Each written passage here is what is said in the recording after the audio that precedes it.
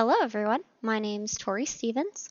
Um, I am an animation student, and today we're going to be talking about 3.1, discovering how light works. I'm really excited to get to talk with you guys today. If I look down, sorry, I'm looking at my notes a few times. I've done a lot of study with the physics of light, so there wasn't much new that I learned in the videos. I haven't put much thought into lighting, only enough to know how to light a scene properly. So it's not a very strong area of mine. But one of the things that I do find really interesting is how light can have such a huge effect on a scene, specifically in a film. If you use more of a soft, indirect lighting, it's going to create more of a romantic feel. If you're going to create, you want to do like a backlit and create a really good silhouette of your characters, or even if you're going to go for a side lighting, make it a little more, dramatic or terrifying. Those are all effects that lighting can have.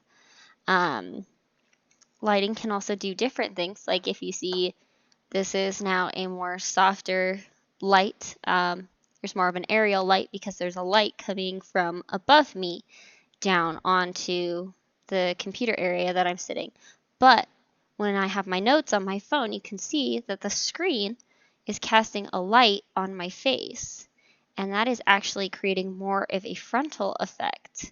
And if I move the light from my phone, it's going to create shadows in different areas on my face.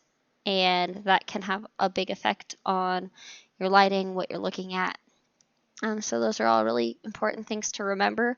Frontal lighting is lighting that emanates from either behind the camera or from the camera itself. Built-in or on-camera flash is a frontal light. Frontal light has one big advantage. It evenly illuminates your subject, so metering is fairly straightforward. However, it tends to flatten the subject. So whereas the only shadowing is coming from around my eyes, and that's because the light is coming from above. But when you move the light from the phone to a closer area of my face, those shadows go away, causing my face to be more one-dimensional as opposed to two-dimensional. So it can cause the person to look really flat and not have a lot of effect. I have a really good image for front lighting that I'm going to show you guys really quick. I'm going to close me down, pull up Pinterest. I really love this picture for a good aspect of frontal lighting. The light is literally coming at his face. So you can see the only shadows are created by his hands right here. If his hands weren't up, there wouldn't even be any shadows right there. It'd just be coming straight at his face. So I feel like that's a really good one for frontal lighting. Another thing about frontal lighting is without shadows, a subject's shape becomes more ambiguous. Shadows can also add drama to a photo. Frontal light lacks drama, making the photo look more like a record shot and less interesting for this reason. Backlighting. Backlighting is caused when the light source is behind the subject shining towards the camera. If your subject obscures the light source and if you expose for your background rather than for your subject, the results will be a silhouette. Silhouettes look flat, almost like a cardboard cutout of the shape of your subject. Rather, shape your subject. It can be very effective. So let's go ahead and look through a couple images that I picked.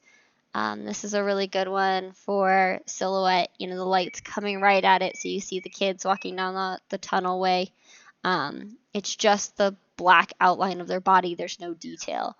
It can have really good effect for scenes in movies if you want to be super dramatic. So that can have a lot of effect. Sorry if you can hear my bird in the background. He gets very excited when I talk about school. Rembrandt lighting.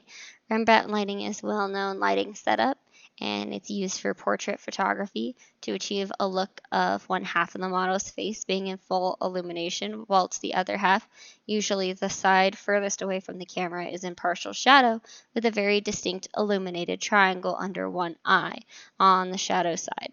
Rembrandt lighting was coined after the master himself, Rembrandt, the famous Dutch painter in the 17th century, who used this lighting technique to such great effect in his works of art. The setup is at most a very basic light source because it's only using one light.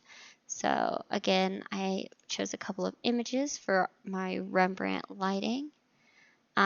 This is a really good one for a Rembrandt display. As you can see, the right side of her face looking at her is very bright, well lit, and then the left side of her face, besides the triangle right under her eye, it is all dark and shadowy, which causes a more dramatic effect. I have the same thing here. This is more of a Rembrandt, but from a little bit of a different angle. You can see you've got the light coming in from the left side and more on her forehead, so you get more shadowing than light. So those are just two good displays for Rembrandt lighting. Split lighting. Split lighting is a technique that produces a sense of drama to a portrait. This form of lighting is when half of the subject's face is lit while the other half is left dark. The lighting is evenly divided over the subject. So for split lighting, let's go back here for a second. This is a good one for split lighting. As you can see, literally the left side of his face is completely dark. You can't see his eyes, you can't see his lips. So it creates a very dramatic effect, especially if you want to do like a Phantom of the Opera type thing where maybe half of the face is disfigured and you want to hide it in the light until you want to show that and bring it forward. So yeah, that's a really cool thing about split lighting. Another thing that I want to talk about is basically the difference between digital and real world lighting. Natural or real world light is always bouncing off other objects. It's how we see shadows and have the difference between night and day. It's when the sun is closer to us or further away. If the sun is too close, then we would all burn up. But where it's at is actually a perfect circumference of how much light that we should be taking in. When we're rendering 3D images in the computer, there's technically no light whatsoever. So we have to use ways to create artificial light. We must try and copy the pathways that the light should travel in order to create an effect that the light isn't artificial. So we must copy from the natural light to get the best understanding of how the light should work and then render it in the computer. So basically what we're doing when we're doing 3D lighting is we're taking how lights work in our life. So if we have a very big light and we shine it at one specific object, then it's going to show the shadows are going to cast off of it in a particular way. But if we bring up a more circular light and just hang it in the air, that's going to create a more global light and show as if it's lighting everything. So basically with 3D lighting, we're trying to match real world lighting to the best of our abilities. So that's why it helps to take reference from how it looks in real life with the lighting and then put it into the computer. So for my 3D artist, I chose Jacob Spires. Jacob has been modeling and rigging characters at Pixar Animation Studios for over 11 years. He has worked on WALL-E, Brave, The Good Dinosaur, Finding Dory, Cars 3, and Incredibles 2. I'm going to show you on Pinterest a few of his work while I talk about digital modeling. Here we go. Okay, so for digital modeling, the digital model is a viral wireframe of points. Let me go back a little bit. And edges that connect them. It defines the shape of the character. The wireframe model of it, when it shows a wireframe model, It's basically a visual representation of what the digital model might look like. So a lot of times modelers will start with a clay version of something and have it physical in their hands, so that way when they put it into the computer, they're going to get a better understanding of what it might actually look like. And then once it goes in, they're going to use the wireframe to create their characters and make the 3D shapes.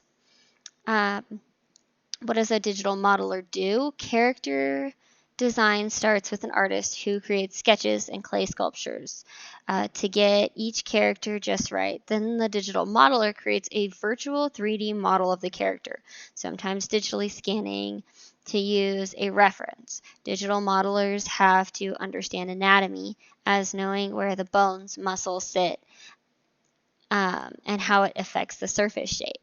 So basically, they're going to take a sketch or a clay model and they're going to render it digitally into the computer with this wireframe and build it in the computer based off what the original sketch was. I also added a few of my favorite scenes from WALL-E with lighting.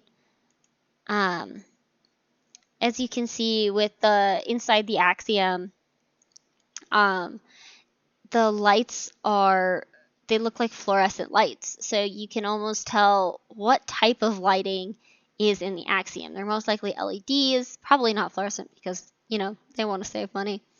But then you've got the lines on the floor, which are the pathways for the hover chairs to follow and for the robots to know which direction they're going. But they copied almost like a tunnel system for the lights, and you can get a correct feel of what the lights would be and what they would be in real life, but they're created in the computer. WALL-E also has a lot of good contrast because when they're inside the Axiom or in space, they use a lot of blues and a lot of cool tones. But in the beginning, when WALL-E's on Earth, it's a lot of bright yellows and sandy colors. I love this scene with the bra. That's probably one of my favorites. But as you can see in the background, you've got these really harsh lights bouncing off those solar panels, which is creating almost a reflective feel. And you can just feel that it's super hot and the sun would just be beating down on you. And there's not a lot of shade because there's no trees anymore. So you can also see where WALL-E's shadow is being cast. He has a very small shadow, but that's because there's a lot of sunlight coming in through this image. So this little tiny portion at the bottom has the shadowing because that's in real life how the sun would look if it was really beating down with that much force. I also love this scene. You've got this illuminated light bulb that Eve is holding in the middle of the scene.